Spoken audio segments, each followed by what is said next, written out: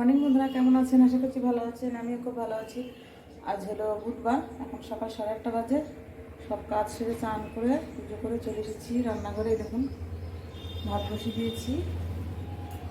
এখানে গাজর আর শিম কেটে রেখেছি, ভাজবো।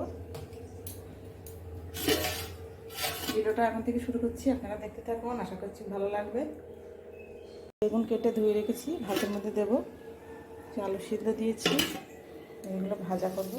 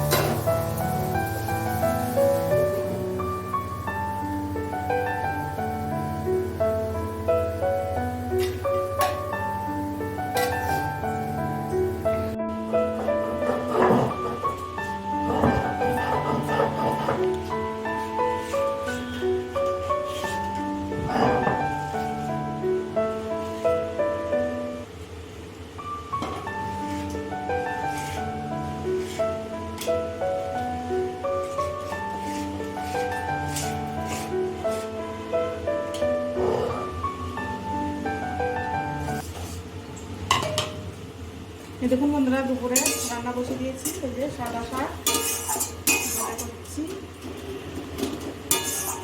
রান্না করবো। বাটা মাছ দুটো, শাশুড়ি মার জন্য মাংস খায় না, তাই দেখুন আমাদের জন্য মাংস হবে, মুরগির মাংস।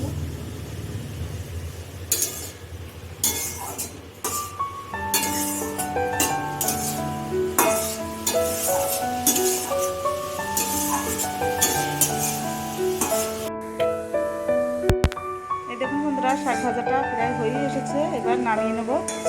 কাটা কাটাতে করছি, একটু জলও দিয়েছি অল্প করে, তাহলে একটু নরম হয় শাকটা, নাহলে শুকনো হয়ে থাকে।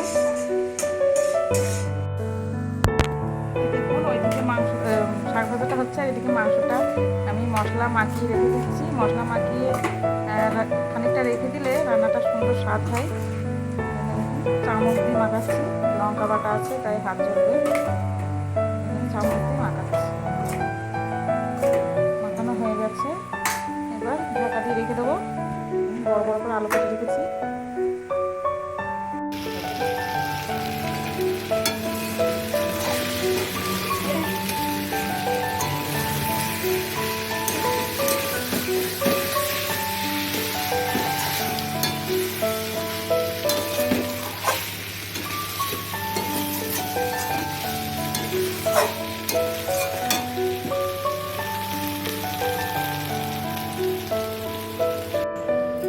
দেখুন বন্ধুরা, মাংস কষিয়ে জল ঢেলে দিয়েছি। আজকে একটু অল্প অল্প ঝোল করবো, বেশি জল দিইনি, ওই জন্য মাংসটা হলেই হয়ে যায়। ভাতটা বসে দিয়েছি, এদিকে ভাত ফুটছে। দেখুন শাক ভাজা আর বাটা মাছের ঝাল হয়ে গেছে, নামিয়ে রেখেছি।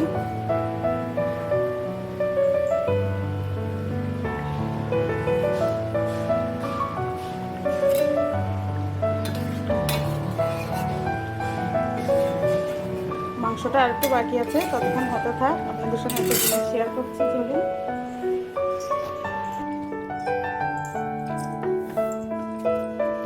এই দেখুন বন্ধুরা, কত বড় ব্যাগে জামা কাপড় গুছিয়ে নিয়েছি। কত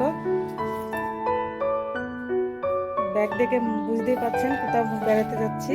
আগামী দিন আমরা পুরীতে যাচ্ছি জগন্নাথ দেবের দর্শন করতে। এই দেখুন সব ব্যাগ গোছানো কমপ্লিট।